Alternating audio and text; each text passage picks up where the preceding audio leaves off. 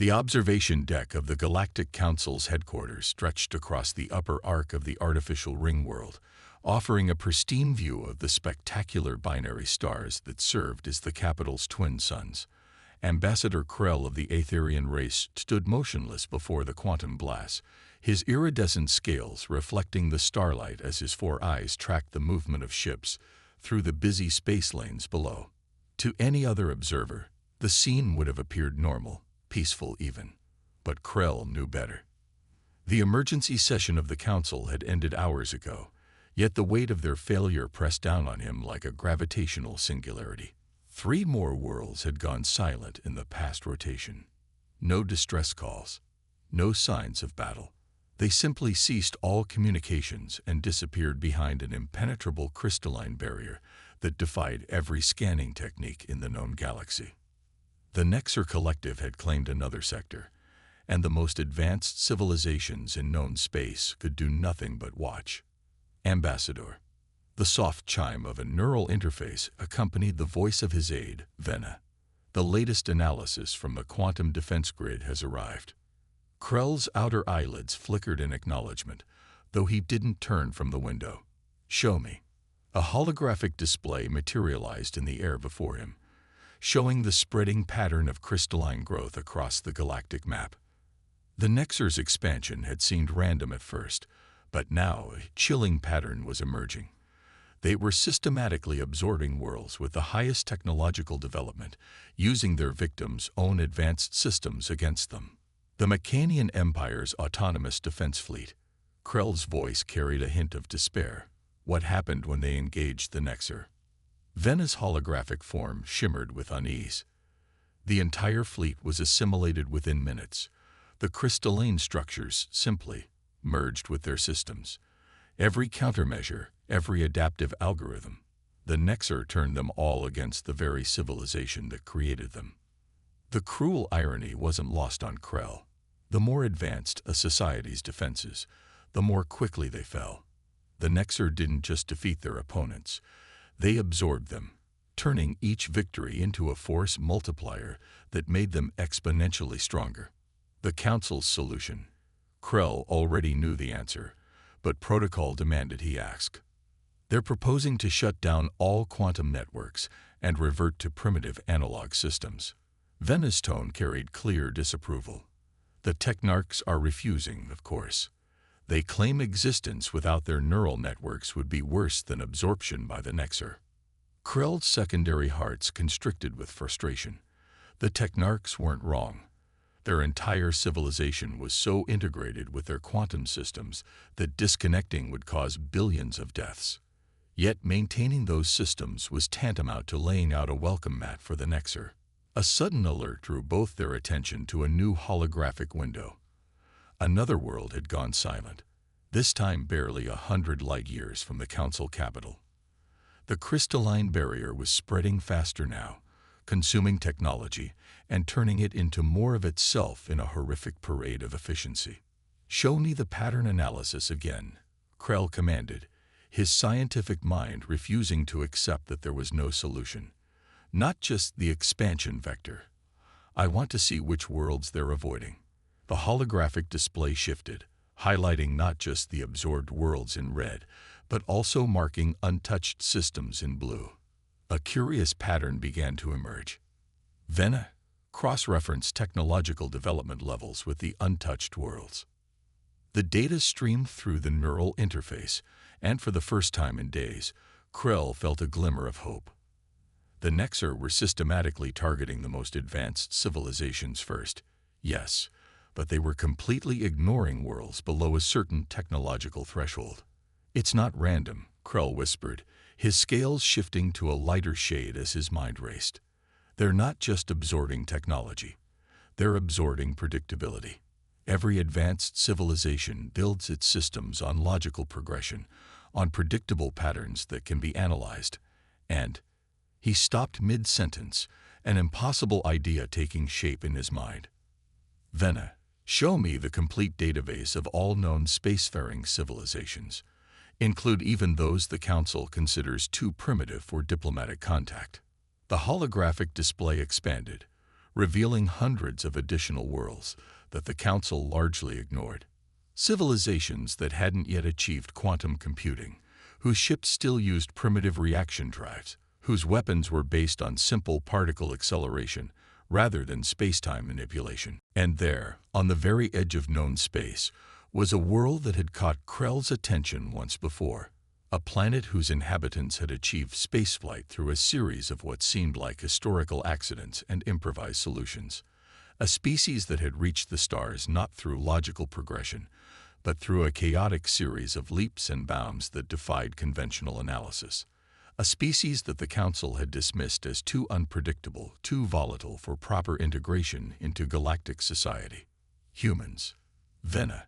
Krell's voice carried an urgency that made his aide's holographic form flicker with surprise. Get me everything we have on Earth, and prepare my ship. We've been looking at this all wrong. We don't need better technology to fight the Nexer. He turned from the window, his scales now pulsing with renewed purpose. We need chaos. The Council chamber erupted in chaos as Krell finished presenting his proposal.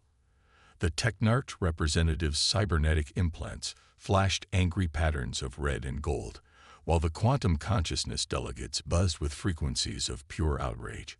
Only the ancient Meridians remained silent, their crystalline forms refracting light in contemplative patterns.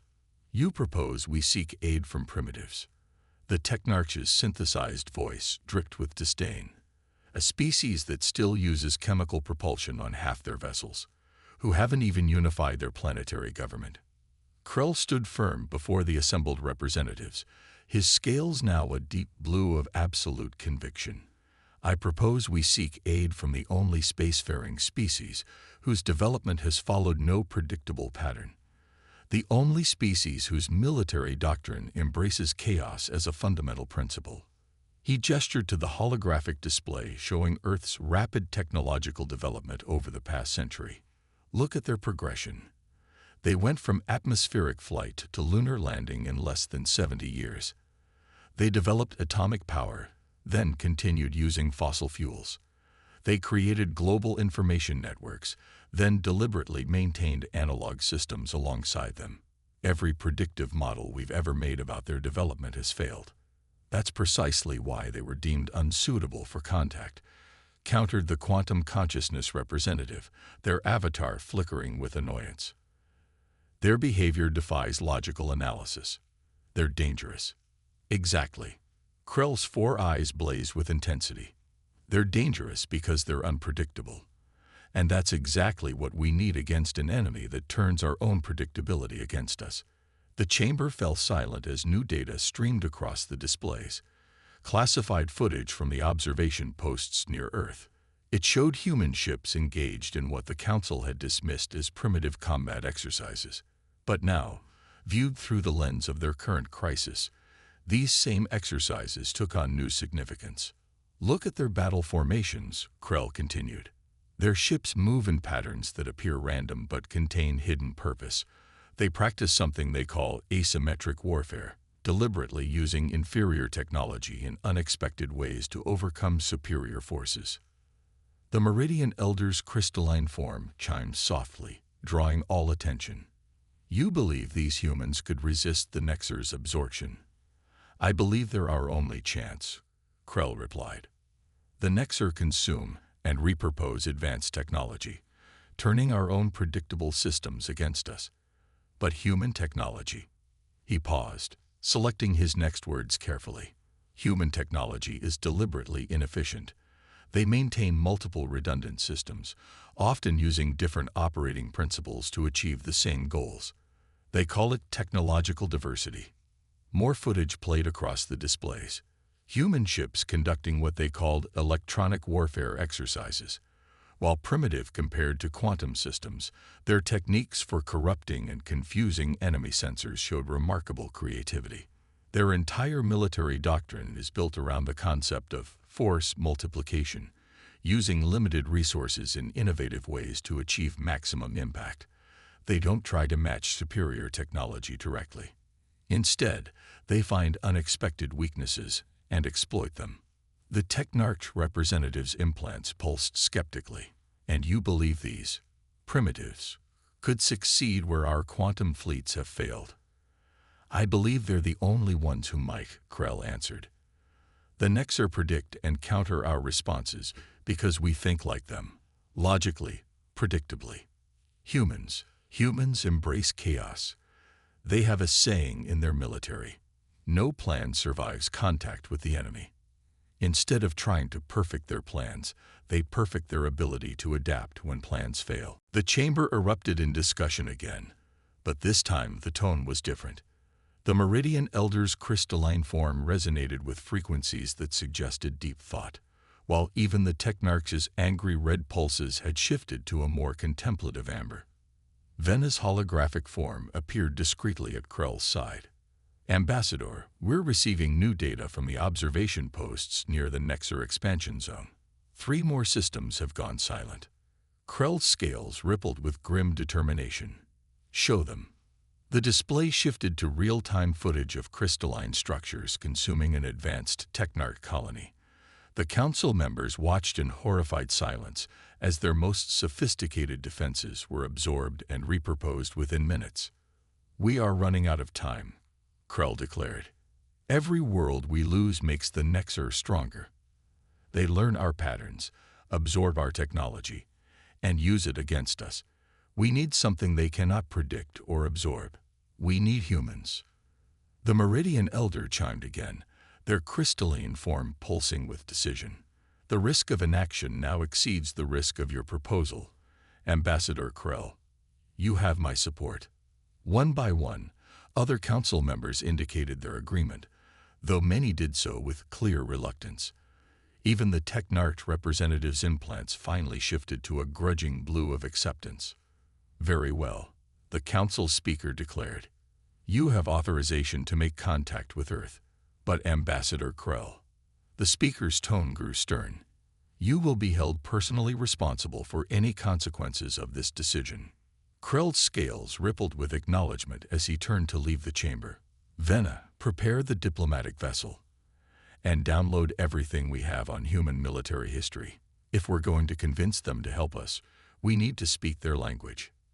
As they walked through the crystalline corridors of the council headquarters, Vena's holographic form flickered with concern. Ambassador, even if the humans agree to help, how can their primitive technology possibly stand against the Nexer? Krell's outer eyes fixed on the distant stars visible through the quantum glass, while his inner eyes studied the latest reports of Nexer expansion. We're not seeking their technology, Vena.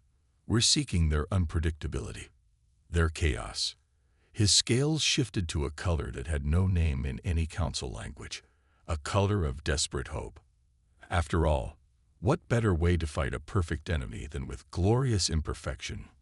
Admiral Sarah Chen stared at the holographic projection of the Nexer's crystalline ships with an expression that her staff had learned to recognize. It was the same look she'd worn before implementing the infamous Sleeping Dragon strategy that had revolutionized Earth's orbital defense network. Not quite a smile, but the look of someone seeing possibilities where others saw only problems. So let me get this straight, she said, addressing Ambassador Krell. These crystal ships absorb advanced technology and turn it against its creators. They've defeated quantum computers, AI defense systems, and weapons that can manipulate space-time itself. And now the most advanced civilizations in the galaxy want help from us. That is correct, Admiral.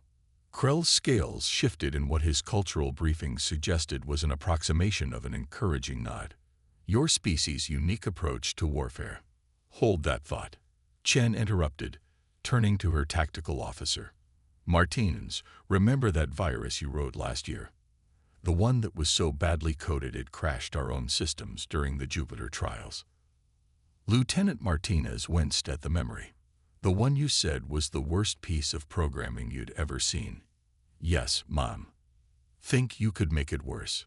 Martinez blinked in confusion. Mom, I mean it. Make it messier, more unpredictable. Something so illogical it would give a computer science professor an aneurysm.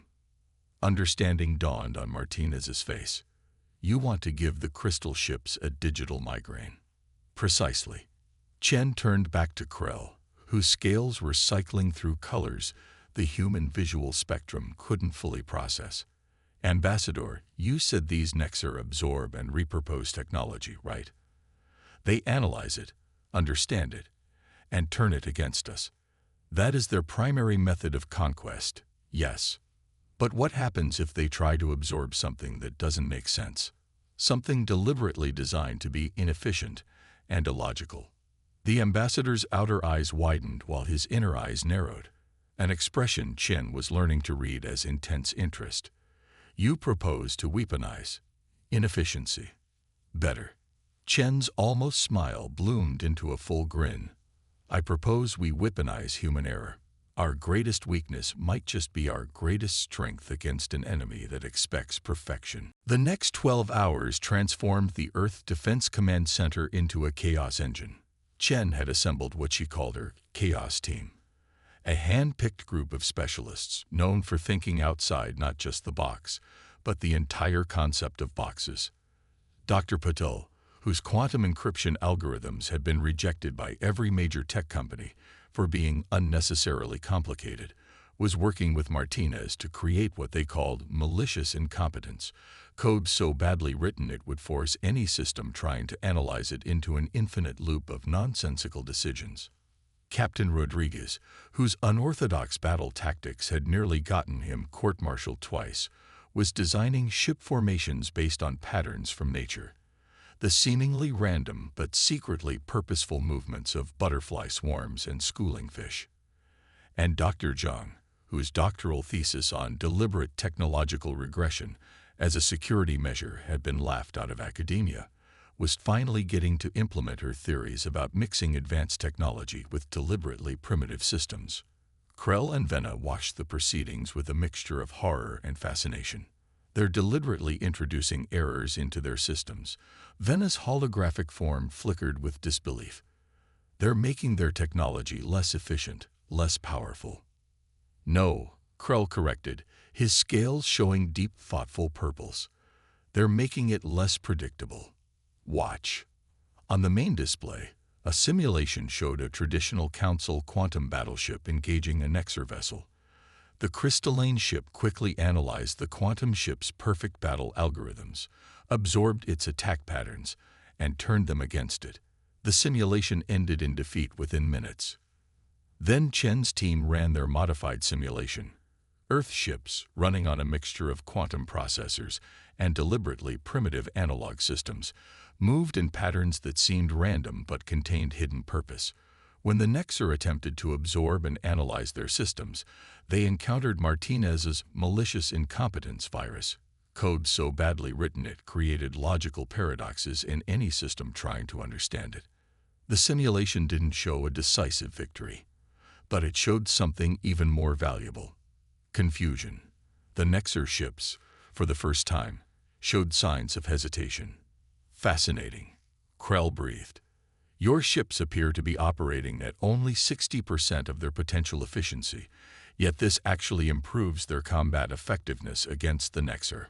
Welcome to human warfare, Ambassador. Chen's eyes twinkled. Sometimes the best tool for the job isn't the most advanced one. It's the one your enemy least expects you to use. As if to punctuate her point, alarms suddenly blared throughout the command center. A Nexar scout ship had been detected at the edge of the solar system, probably drawn by the unusual energy signatures of their experiments. Perfect timing, Chen declared, surprising everyone. Martinez, is your terrible virus ready?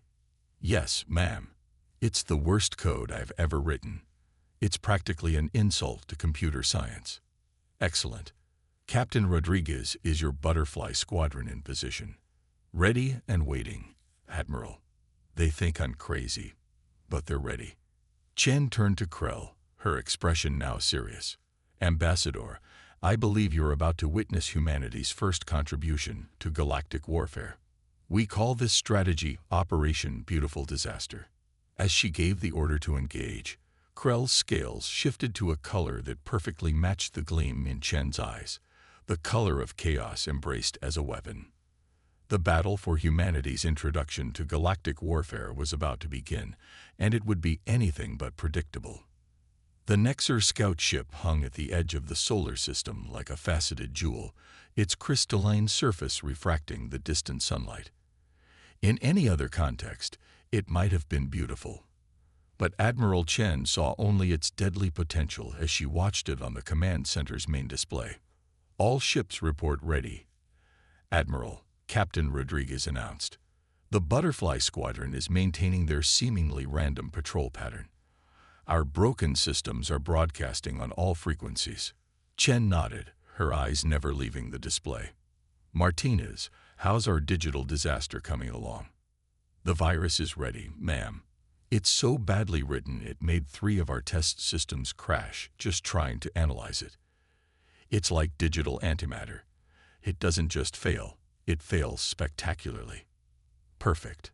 Chen turned to Ambassador Krell, who had insisted on remaining to witness humanity's first engagement with the Nexar. "Ambassador, you might want to brace yourself. What you're about to see may appear chaotic." Krell's scales rippled with what might have been amusement. "Admiral, chaos is precisely why we came to Earth." The Nexar ship made its move, advancing into the solar system with the fluid grace typical of its kind.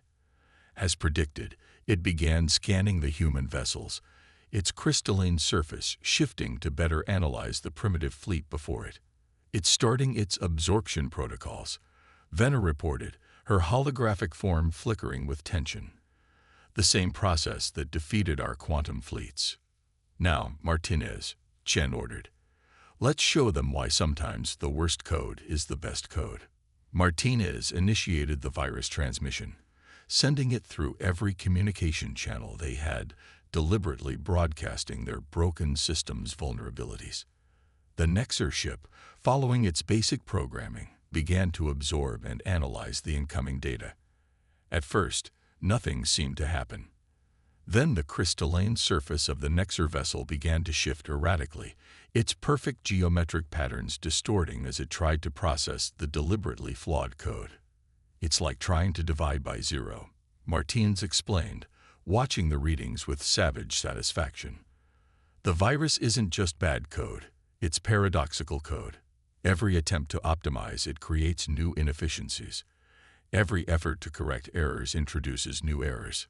The Nexar ship's surface was now rippling like water in a storm, its perfect crystalline structure struggling to adapt to something that defied logical analysis.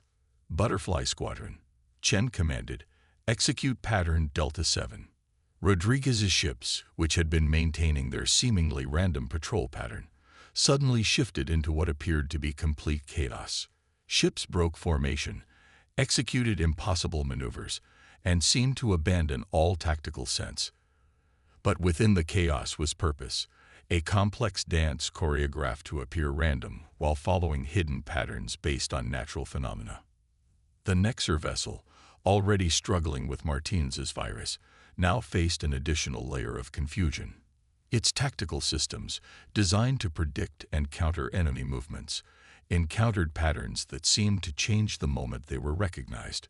"Look at its response times," Dr. Zhang observed, pointing to the tactical display. "Every time it begins to adapt to one of our ship's patterns, that ship switches to a completely different movement style. It can't predict what we're going to do because we're not following any consistent logic." The crystalline ship's surface was now a chaos of shifting patterns, its perfect geometry completely disrupted as it tried to simultaneously process the paradoxical virus and counter the unpredictable ship movements. "Now," Chen ordered, Phase 2. This was where Dr. Patel's contribution came into play. The human ships began broadcasting quantum encryption signals, but with deliberate errors embedded in them. The Nexar, programmed to prioritize advanced technology, automatically attempted to absorb and analyze these signals. "It's like trying to solve a puzzle where the pieces keep changing shape," Patel explained, watching his creation at work. "Every time it thinks it's found a pattern, the pattern transforms into something else." The Nexar vessel's attempts to maintain its crystalline structure became increasingly erratic. Its surface rippled and distorted as its systems tried to reconcile multiple layers of irreconcilable data. "Ambassador," Chen said quietly, "you once asked me why humans maintain so many redundant systems, why we keep using primitive technology alongside advanced solutions. This is why. Sometimes the best weapon isn't the most sophisticated one. It's the one that breaks all the rules." As if to prove her point, the Nexer ship suddenly began to fracture, its perfect crystalline structure unable to maintain coherence under the assault of human chaos. Cracks appeared in its surface, spreading like lightning through its geometric patterns. "All ships, clear the blast radius," Chen ordered. "I have a feeling this isn't going to be a subtle ending." The human fleet pulled back just as the Nexer vessel shattered, its crystalline structure disintegrating in a spectacular display of refracted light. What had once been a perfect example of advanced alien technology was now nothing more than debris drifting in space. In the silence that followed, Krell's scales shifted through colors that had no human equivalent. "Remarkable," he finally said. "You defeated it not by overpowering it, but by confusing it to death." "That's the thing about perfect systems," Chen replied, already studying the battle data for ways to improve their strategy. "They're often perfectly vulnerable to imperfect attacks. The Nexer expect everything to make sense, to follow logical patterns. We just showed them that humanity's greatest strength is our ability to embrace nonsense." "The Council will need to see this," Krell declared, his scales now showing decisive patterns. "They need to understand that victory against the Nexer doesn't require more advanced technology. It requires embracing chaos as a tactical doctrine." Chen nodded, but her attention was already on the tactical display, where more Nexer signatures were appearing at the edge of the solar system. "Well, Ambassador, it looks like we're about to get a chance to demonstrate that doctrine on a larger scale. The real test is about to begin." As she watched the crystalline fleet approaching, Chen's expression showed not fear, but anticipation. After all, chaos was humanity's natural element, and they were about to teach the galaxy just how powerful controlled chaos could be. The combined fleet of Earth and Council forces hung in space before Jupiter's massive bulk, a strange mix of sleek quantum ships and seemingly primitive human vessels. On the command deck of the EDS Prometheus, Admiral Chen watched as the largest Nexer fleet yet recorded emerged from faster-than-light travel. The crystalline armada filled the tactical display, hundreds of geometrically perfect ships arranged in formations so precise they seemed to mock the scattered arrangement of the defending fleet. "The Council ships are requesting final confirmation of the strategy," Admiral Rodriguez reported, his voice tense but steady. "Some of them are expressing concern about deliberately degrading their systems." "Send them the footage from our first engagement again," Chen replied. "Remind them that perfect systems make perfect targets." The past week had seen a complete transformation in how the Council races approached combat. Under human guidance, they had introduced controlled imperfections into their quantum networks, created deliberately inefficient command structures, and learned to embrace tactical chaos. "Nexer fleet is initiating their scan patterns," Martins announced. "They're trying to access our networks." Chen allowed herself a small smile. "Give them what they want. All ships, execute protocol beautiful disaster." Across the human Council fleet, ships began broadcasting a cacophony of signals. Martinez's virus now evolved into dozens of variants, each more illogical than the last. Dr. Patel's quantum encryption algorithms that changed their patterns randomly. Captain Rodriguez's battle formations based on everything from weather patterns to jazz improvisations. The Nexer fleet's response was immediate and dramatic. Their perfect crystalline surfaces began to ripple as they attempted to process and adapt to the flood of contradictory data. "Look at their formation," Krell observed from his position beside Chen. His scales were shifting through analytical patterns. "They're trying to maintain geometric perfection while adapting to our chaos. They can't do both." He was right. The Nexar fleet's precise formations began to waver as individual ships struggled to maintain their structure while processing the human chaos protocols. Phase 2, Chen ordered. Show them why diversity beats perfection. The defending fleet split into dozens of smaller groups, each using different tactics, different technology levels, different everything. Council quantum ships broadcasting deliberately corrupted code flew alongside human vessels running on repurposed vintage computers. Some ships used advanced energy weapons, while others launched swarms of physically guided projectiles. The Nexar, programmed to analyze and counter enemy tactics, found themselves trying to adapt to dozens of different approaches simultaneously. Their crystalline ships began to show signs of strain, perfect surfaces developing imperfections as they tried to optimize themselves for multiple contradictory threats. They're trying to prioritize threats based on technological advancement, Dr. Zhang reported, studying the sensor data. But our mixed technology approach is confusing their algorithms. They can't decide what to counter first. The battle space had become a chaos of motion and energy.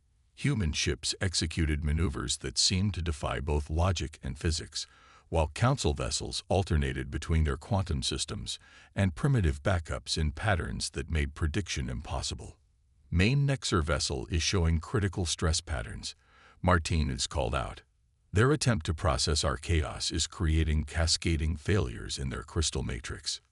Chen leaned forward. All ships, execute final phase. Operation Pandora's Box. This was the culmination of everything they had learned about fighting the Nexar.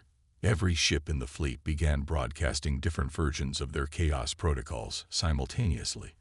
Martinez's worst code combined with Patel's quantum paradoxes and Zhang's technological regression algorithms created a digital tsunami of deliberate disorder. The effect on the Nexar fleet was catastrophic.